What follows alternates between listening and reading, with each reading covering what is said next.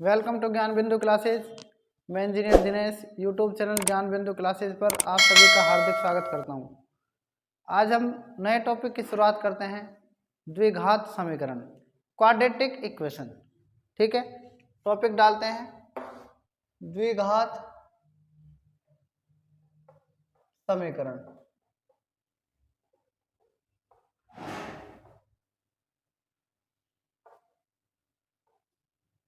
जिसको इंग्लिश में कहा जाता है क्वाड्रेटिक इक्वेशन। ठीक है, ये टॉपिक का नाम है। क्वाड्रेटिक इक्वेशन क्या होती है ये हम समझने की कोशिश करते हैं। द्विघात समीकरण, अभी तक हमने क्या पढ़ा था? दो चरों वाले रैखिक समीकरण। ठीक है, आज हम पढ़ेंगे द्विघात समीकरण। देखो, सबसे पहले अगर हम बात करें कि रैखिक समीकरण की, रैखिक समीकरण, तो रैखिक समीकरण क्या होती है? देखो, किसी भी चर की, जैसे x की घात अगर 1 होती है तो उसे आप क्या बोलते हैं? रैखिक समीकरण बोल सकते हैं। ठीक है, अब ये एक चर वाला रैखिक समीकरण है और हमने अगर मान लो y और मान लिया तो इसको 0 के बराबर कर देते, क्या बन जाएगी? दो चरों वाली रैखिक समीकरण। ठीक, अब है द्विघात समीकरण। द्विघात समीकरण में क्या होगा? देखो, द्विघात समीकरण जिसकी अधिकतम घात कितनी होती है? 2 होती है। x की 2 और प्लस में x की 1 प्लस में चर, या इसको आप 0 के बराबर मान सकते हैं। ठीक है, या इसको हम 2 के बराबर मान सकते हैं। तो x की 2 प्लस x की 1 को हम लिखते रहिए और इधर को -2 को लेके जाएंगे तो क्या बन जाएगा? 0। तो इसको हम क्या कह सकते हैं? इसको हम क्या कह सकते हैं? द्विघात समीकरण, क्योंकि इसमें देखो अधिकतम घात कितनी है? अधिकतम घात कितनी है? 2। इसे हम वो द्विघात समीकरण का उदाहरण कह सकते हैं। ठीक है, उदाहरण। क्लियर है कि नहीं क्लियर? बताओ ये बात। ठीक है, ये पहला पॉइंट, ये दूसरा पॉइंट। ठीक है, ये होती है द्विघात समीकरण। द्विघात समीकरण में हम सबसे पहले बात करेंगे किसकी? कि ये जो अधिकतम घात 2 है ये किस प्रकार से है। ठीक है, एक होती है त्रिघात समीकरण। क्या होती है? त्रिघात समीकरण।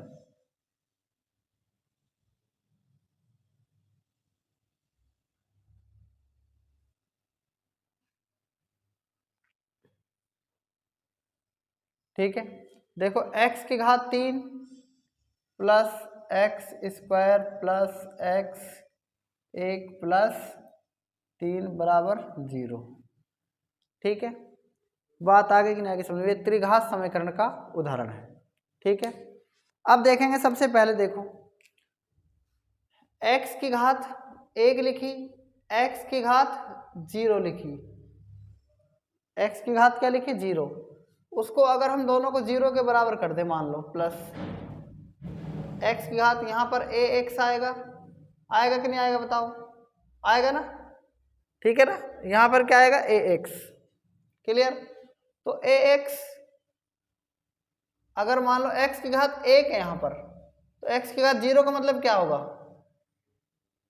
बताओ। यहाँ पर b लिख सकते हैं ना, इधर इस तरीके से b लिख सकते हैं ना। ठीक है, और x की पावर 0 हो तो उसका मतलब 1 होता है कि नहीं होता है?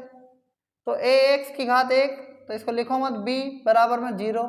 तो बताओ, ये रैखिक समीकरण के क्या हो जाएंगे? शून्य निकाल सकते हैं आप यहाँ से। क्या निकाल सकते हैं? शून्य। कैसे निकाल सकते हैं? देखो, ठीक है, ये रैखिक समीकरण के शून्यक हैं। शून्यक मतलब जिसका मान x का मान 0 के बराबर हम कर सकते हैं, वो शून्यक कहलाता है। ठीक है, शून्यक किस प्रकार से निकाल रहे हैं? देखो, ax, इस b को इधर लेके जाएंगे तो माइनस का b, x की वैल्यू निकालनी है तो माइनस b और बटा में क्या जाएगा? a। बात आगे कि नहीं आगे समझ में? बताओ, ये x का मान मतलब ये शून्यक है, तो b किसका गुणांक हो गया? बताओ, बी किसका गुणांक हो गया, बी किसका गुणांक है, किसी का भी नहीं है तो माइनस बी लिखेंगे। ठीक है, यहाँ पर आप और भी लिख सकते हैं, ए किसका गुणांक है बताओ, एक्स का गुणांक है कि नहीं है, तो एक्स का गुणांक भी लिख सकते हैं इसको हम। एक्स का गुणांक में क्या है बताओ, ए है कि नहीं है। ठीक है, तो ये बात आप समझ गए होंगे। ठीक है, बात आ गई समझ में। वैसे ये क्या है, अचर पद हो सकता है, ये इसको हम अचर पद भी कह सकते हैं। क्या कह सकते हैं, अचर पद, जिसको हम कांस्टेंट वैल्यू कहते हैं। ठीक है, तो ये बन जाएगा माइनस अचर पद बटा में एक्स का गुणांक। क्लियर है कि नहीं क्लियर है बताओ। सेकंड पॉइंट आप यहां पर देखेंगे, कैसे देखेंगे, आपको बहुत ध्यान से देखना है। देखो एक्स की घात एक थी ना, जब द्विघात समीकरण होती है तो एक्स की घात 2 प्लस एक्स की घात 1 और प्लस में क्या जाएगा बताओ, और भी कुछ आएगा क्या यहाँ पर, नहीं आएगा ना, नहीं आएगा ना कुछ भी। चाहे आप अचर पद भी लिख सकते हैं, अचर पद भी यहाँ पर लिख सकते हैं आप, इसमें 3 लिखो 2 लिखो उससे कोई फर्क नहीं पड़ता है। तो ध्यान से देखना, यहाँ पर क्या है,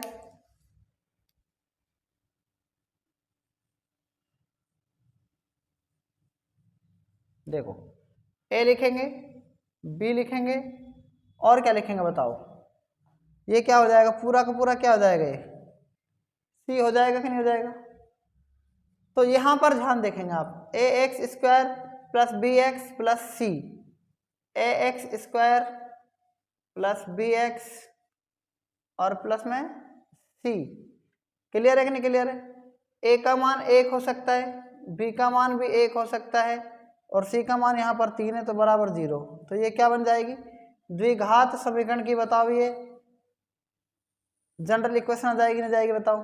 द्विघात समीकरण की जनरल इक्वेशन का मतलब होता है सामान्य समीकरण। क्लियर है ना। तो यहाँ पर देखना शून्यकों का योग क्या होगा, शून्यकों का योग, शून्यकों का योग और शून्यकों का योग को बोल सकते हैं एल्फा प्लस बीटा। ठीक, तो देखना शून्यकों के योग में क्या होगा बताओ, जल्दी से बताओ, शून्यकों के योग में क्या हो सकता है। एक बात याद रखना, कभी भी यहाँ पर माइनस चिन्ह नहीं आ सकता, यहाँ पर प्लस चिन्ह ही आएगा। यहाँ पर माइनस भी आ सकता है, यहाँ पर भी माइनस हो सकता है, लेकिन कभी भी एक्स स्क्वायर के आगे माइनस नहीं आ सकता। बात आगे कि नहीं आगे समझ बताओ। ठीक है, तो ध्यान से देखेंगे, यहाँ जो नीचे एक्स का गुणांक था ना, सबसे फर्स्ट वाला मतलब, इसी प्रकार से शून्य के योग में क्या आएगा, एक्स स्क्वायर का गुणांक और ऊपर क्या आएगा, माइनस एक्स का गुणांक।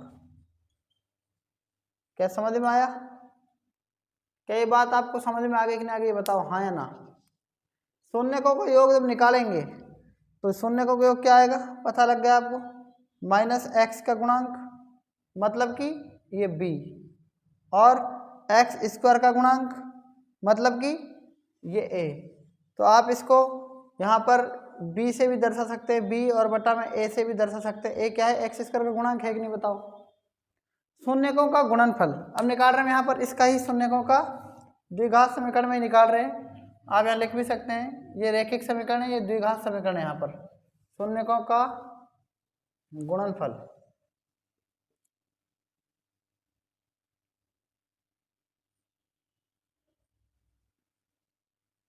शून्यकों का गुणनफल, शून्यकों के गुणनफल में क्या है, एल्फा इंटू बीटा। क्लियर, और माइनस सॉरी अचर पद बटा में, माइनस नहीं अचर पद बटा में एक्स स्क्वायर का गुणांक। अचर पद क्या है, सी बटा और एक्स का गुणांक क्या है बताओ, ए। तो आपको पता लग गया होगा कि ये जो शून्यकों का गुणनफल है मैंने कैसे निकाला है। ठीक है ना, ये शून्यकों का योग था, ये पहला पॉइंट है इसमें, ये दूसरा पॉइंट है। ठीक है, त्रिघात समीकरण एग्जाम की दृष्टि से तो पूछी नहीं जाती है, पर फिर भी कोई पूछ ले तो आप निकाल सकते हैं इसका भी। बात आएगी नहीं समझ में। ठीक है ना, रैखिक समीकरण, द्विघात समीकरण, त्रिघात समीकरण, इनके मैंने शून्य बता दिया आप कैसे निकालते हैं, पहली समीकरण दूसरी, द्विघात के, रैखिक समीकरण के, द्विघात के।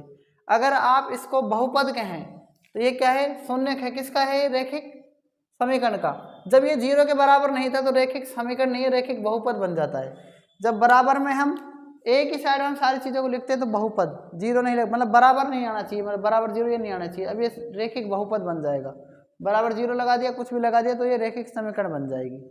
बात समझ में आगे कि नहीं आगे बताओ। ठीक है, शून्य निकालने के लिए किसको इसको 0 के बराबर किया है हमने, इसलिए इस समीकरण को 0 के बराबर क्यों किया, क्योंकि शून्य निकाल रहे हैं, शून्य के बराबर करना पड़ेगा। क्लियर है, समीकरण आपको पता लग चुकी है, एक तरफ में चर एक तरफ में अचर। क्लियर, तो ये बात आप समझ गए होंगे, यहाँ तक आप नोट कर सकते हैं। देखो जो ये द्विघात समीकरण है, ये द्विघात समीकरण बहुपद पर काम करती है। किस पर काम करती है, बहुपद पर। बहुपद हम समझते हैं सबसे पहले बहुपद होता क्या है। बहुपद, बहुपद को इंग्लिश में क्या कहते हैं, पॉलिनोमियल कहते हैं। क्या कहते हैं, पॉलिनोमियल बहुपद होता है। अगर हम बात करें, देखो रैखिक बहुपद, जैसे सबसे पहले क्या पढ़ा हमने, भी रैखिक समीकरण पढ़ी थी, लेकिन रैखिक बहुपद भी मैं आपको बता देता हूं। रैखिक बहुपद फिर क्या आता है, द्विघात बहुपद, फिर क्या आता है, त्रिघात बहुपद, फिर क्या आता है, चतुर्घात बहुपद। आप इसमें कितने भी बना सकते हैं, जैसे मैंने आपको रैखिक बहुपद की जनरल इक्वेशन बता दी, फॉर्मेट जो होता है जनरल फॉर्मेट। रैखिक बहुपद का आप फॉर्मेट कैसे बना सकते हैं, देखो आपको लिखना क्या है, आपको लिखना है सबसे पहले x की घात 1 लिख दिया, फिर x की घात 0 और a फिर b। ये क्या है, आप इसको सोल्व करो, a की ax plus B X, X की घात 1 का मतलब x की घात 0 का मतलब 1, 1 को b से गुणा किया b, ax प्लस b। बताओ ये आपको समझ में आ गया कि नहीं आ गया। द्विघात बहुपद में क्या होगा, 2 होंगी, x का स्क्वायर प्लस x की घात 1 प्लस x की घात 0, कहाँ तक लेके जाएंगे, 0 तक, a b और c। ax की घात 2, bx की घात 1 का मतलब bx और cx की घात 0, x की घात 0 का मतलब 1 को c से गुणा करेंगे c। तो ये भी आपको समझ में आ गया होगा। ठीक, त्रिघात का क्या होगा, कितनी घातें होंगी बताओ, कितनी घातें होंगी, 3, फिर कितनी, फिर 2, फिर कितनी, 1। बताओ ये बात आपको समझ में आ गई कि नहीं आ गई। a b c और फिर x की घात 0 भी तो लेंगे, और यहाँ पर ये d। बताओ ये बात आपको समझ में आ गई कि नहीं आ गई। ठीक है, समझ में आया ना। x की घात 3 मतलब त्रिघात बहुपद, 3 2 1 0। ठीक है, 3 2 1 0। अब क्या है यहाँ पर देखो, ax की घात 3, bx की घात 2 और cx की घात 1 का मतलब cx और dx की घात 0 का मतलब ये समझ रहे हैं आप, x की घात 0 का मतलब 1, 1 को d से गुणा करेंगे d। तो ये आ गई त्रिघात बहुपद की जनरल इक्वेशन, समझ में आ गई। चतुर्घात में क्या होगा, x की घात 4 प्लस x की घात 3 प्लस x की घात 2 प्लस x की घात 1 प्लस x की घात 0 का मतलब डायरेक्ट लिख दूं क्या, a b c d और e का मतलब क्या है, x घात 0 को हम a का मतलब 1 होता है, किसी की भी घात 0 होती है इसका मतलब 1, 1 को इसे गुणा करेंगे 1 e। तो ये आ गई चतुर्घात बहुपद की जनरल इक्वेशन। आपको अगर बात करनी है किसकी, 4 पंचघात बहुपद का क्या बना सकते हो, बताओ कैसे बना सकते हो आप। x की घात 5, ax की घात 5, bx की घात 4, cx की घात 3, dx की घात 2 और ex की घात 1 लिखते नहीं है, और याद आएगा कितना, f। बताओ ये समझ में आ गया कि नहीं आ गया, पंचघात बहुपद का उदाहरण। ये क्या है, रैखिक बहुपद है, ये द्विघात बहुपद है और ये त्रिघात बहुपद है। ये त्रिघात, ये चतुर्घात और ये क्या है, पंचघात। हो सकता है आपके एग्जाम में आ जाए, लेकिन मैंने आपको समझा दिया है, ठीक है। ये होता कैसे है ये बताओ, यहाँ तक आपको समझ में आ गए कि ना गए, कोई दिक्कत है इसमें? ठीक है, इसको भी आप नोट करना चाहो तो कर सकते हो, ठीक है। देखो अभी हमने इनके चरों के बारे में, मतलब अचरों के बारे में हमने पढ़ लिया था, और उसके बाद द्विघात समीकरण में हमने रैखिक बहुपद रैखिक समीकरण के बारे में पढ़ लिया था, द्विघात बहुपद द्विघात समीकरण के बारे में पढ़ लिया था। आगे हम इस द्विघात समीकरण के अंदर कुछ मेनली टॉपिक हैं उनके बारे में पढ़ेंगे। जैसे कोई भी समीकरण दी हुई है, मान लो इस रूप में दे रखी है, द्विघात समीकरण के रूप में ax² plus bx plus c और बराबर में क्या है 0। मान लो कभी भी यहाँ पर इस जगह पर कभी भी माइनस चिन्ह नहीं आता है, ध्यान रखना, माइनस प्लस माइनस यहाँ पर भी आ सकता है, यहाँ पर भी आ सकता है, लेकिन यहाँ पर आना क्या है, फिक्स है कि यहाँ प्लस ही रहेगा। बात आ रही समझ में? प्लस चिन्ह ही आता है, माइनस कभी भी नहीं आता, अगर आता है तो उसको हम प्लस बना सकते हैं गुणा करके, ठीक है। अब देखना आप इसमें इसको ध्यान से देखना है। अगर मान लो ये 2x² है प्लस 3x है और प्लस में 2 है बराबर में 0, ये द्विघात समीकरण है, ये इसका एग्जाम्पल हमने देख लिया है। इसके अंदर आपको क्या देखना है, सबसे पहले इसको आप किस किस विधि से हल कर सकते हैं, तो इसकी 4 विधि हैं। पहली विधि मान लो इसका क्या है, गुणनखंड करके, क्या करके, गुणनखंड करके भी हम इसका क्या कर सकते हैं, गुणनखंड करके भी हम इसका x का मान निकाल सकते हैं, ठीक है। दूसरा क्या है, दूसरा क्या है बताओ, द्विघाती सूत्र आपने सुना होगा, द्विघाती सूत्र से भी हम x का मान निकाल सकते हैं, जिसको हम श्रीधराचार्य सूत्र भी, धराचार्य सूत्र से भी हम क्या कर सकते हैं, इसका x का मान निकाल सकते हैं। तीसरा क्या है इसके अंदर बताओ, एक आ गई इसमें पूर्ण वर्ग बनाकर, पूर्ण वर्ग बनाकर आप इन 3 चीजों से क्या कर सकते हैं, गुणनखंड करके या द्विघाती सूत्र या श्रीधराचार्य सूत्र का या पूर्ण वर्ग बनाकर इस x का मान ज्ञात कर सकते हैं।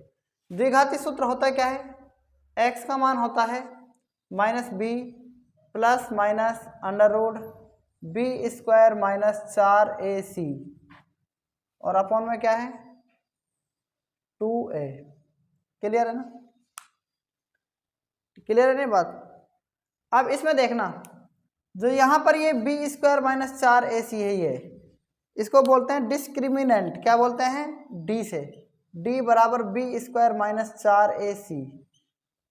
क्लियर? इस d का मतलब क्या होता है, डिस्क्रिमिनेंट, डिस्क्रिमिनेंट, और इसका हिंदी अर्थ होता है विविक्त कर, विविक्त कर। इसका मतलब क्या है कि अगर इसका मान, इस d का मान या तो 0 के बराबर होगा या d का मान 0 से कम होगा या d का मान 0 से बड़ा होगा। 3 कंडीशन समझ में आ गई, पहली कंडीशन, दूसरी कंडीशन और तीसरी कंडीशन। d का मान 0 के बराबर होगा या d का मान 0 से कम होगा या d का मान d का मान 0 से कम होगा या फिर d का मान 0 से क्या होगा, ज़्यादा होगा। मतलब यहाँ पर जो आएगा ना, या तो क्या है +0 आ सकता है या आ सकता है माइनस का 0, मतलब माइनस में कोई भी संख्या 3 2 4 1 इस तरीके से, या आ सकता है 4 या फिर 16 या फिर 9 इस तरीके से आ सकता है, मतलब कि 0 से बड़ा हो गया, या तो 0 के बराबर आ गया या 0 से छोटा आ गया, 0 से बड़ा आ गया। बात समझ में आ गई? 3 कंडीशंस हैं इसके अंदर। कितने कंडीशंस हैं? 3 कंडीशंस हैं। तो इन तीनों कंडीशंस में हम इसमें पढ़ेंगे।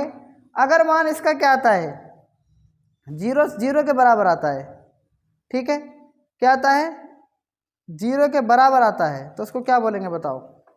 तो इसमें 3 चीज़ आपको लिखनी है। पहली कंडीशन में लिखो, आप इसमें लिख सकते हैं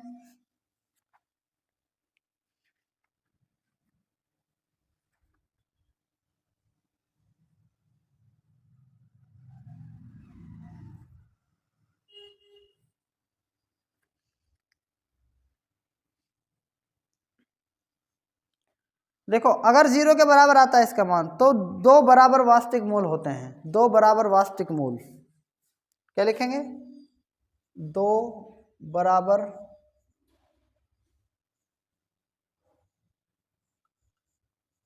वास्तविक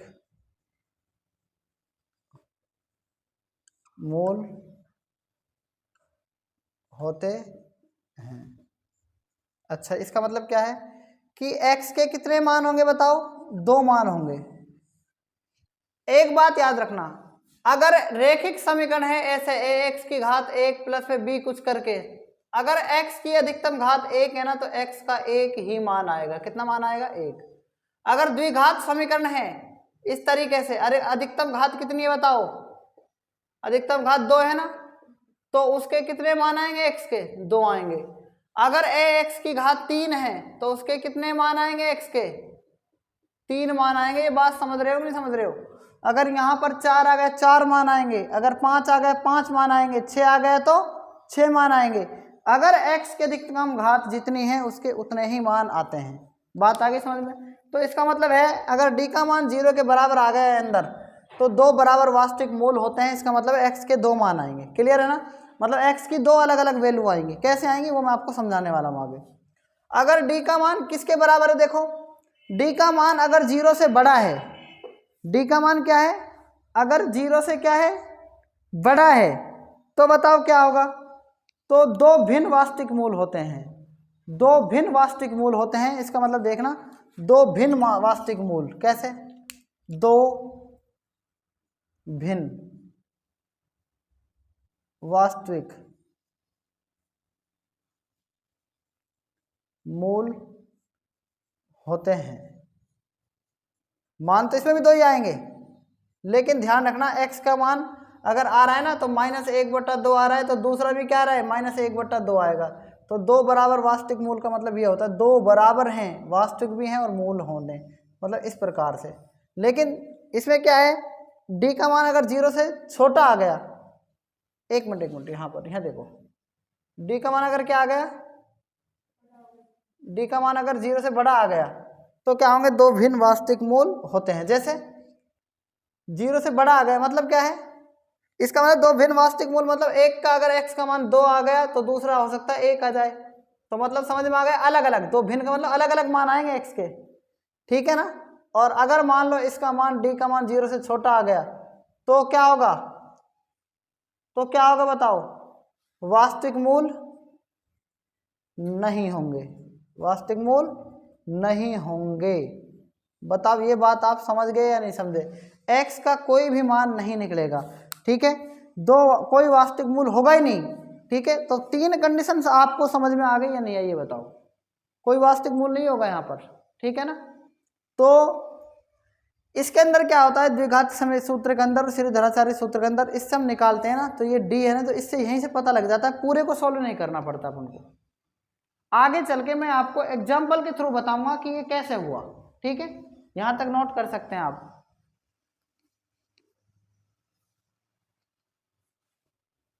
देखो अभी तक हमने इसके अंदर क्या क्या पढ़ा?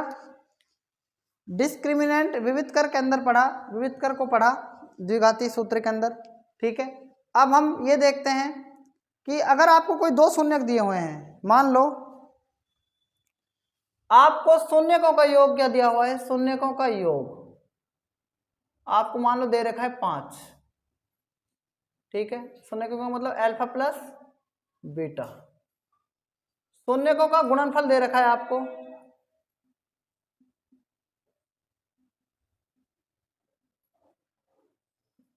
4, मतलब अल्फा इंटू बीटा।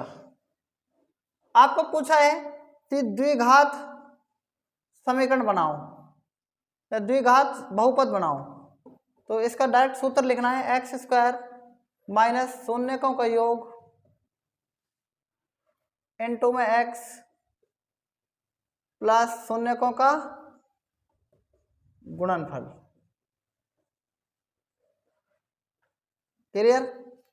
देखना ध्यान से, x² माइनस शून्यकों का योग क्या होता है बताओ? शून्यकों का योग क्या दे रखा है? 5 और गुणा में x 5x प्लस शून्यकों का गुणनफल कितना है 4। तो x square minus 5x plus में 4 क्या आ गया बताओ।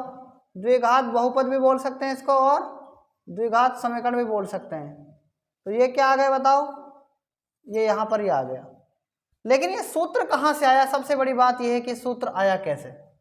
क्लियर है ना, एक्स स्क्वायर माइनस शून्यकों का योग इंटू एक्स प्लस शून्यकों का गुणनफल।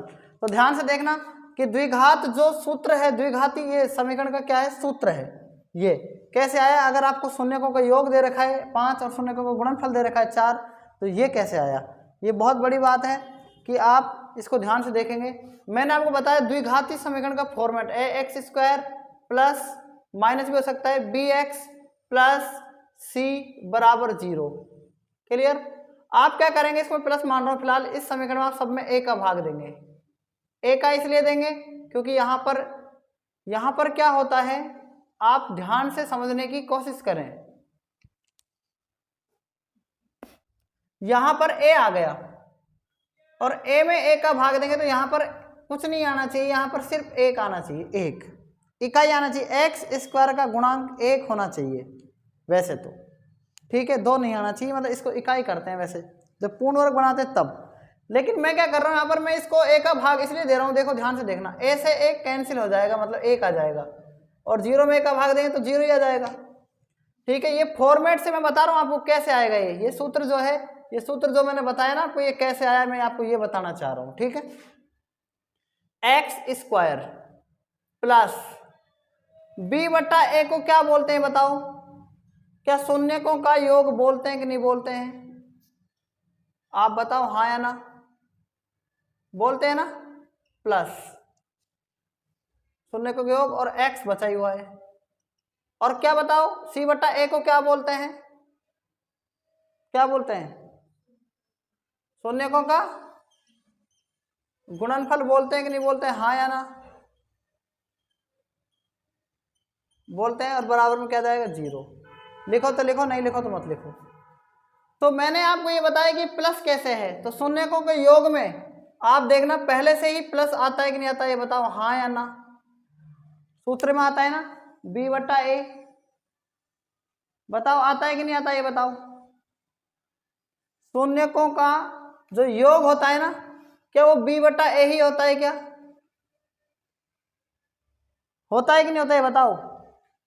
होता है ना, ये जो माइनस है ना यहाँ पर, ये मैंने आपको बताया प्लस और माइनस दोनों जगह यहाँ पर हो सकता है यहाँ माइनस हो तो माइनस माइनस प्लस हो जाए।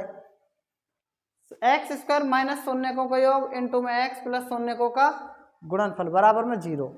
तो ये सूत्र समझ में आ गया कहाँ से आया ये, ए का जब मैंने भाग दिया इसमें तो यहाँ से इसको हमने ढूंढ लिया है। ठीक है, अगर आपके ऐसे समझ में नहीं बैठता, अगर मान लो यहाँ पर ये होता पहले से ही माइनस होता, मान लो समीकरण में मैंने आपको ये बताया था ना, ध्यान हो तो, क्या यहाँ पर X square A X square minus plus minus B X plus C ऐसा हो सकता है ना, यहाँ पर माइनस प्लस हो सकता है, माइनस प्लस, यहाँ पर कभी भी माइनस नहीं हो सकता।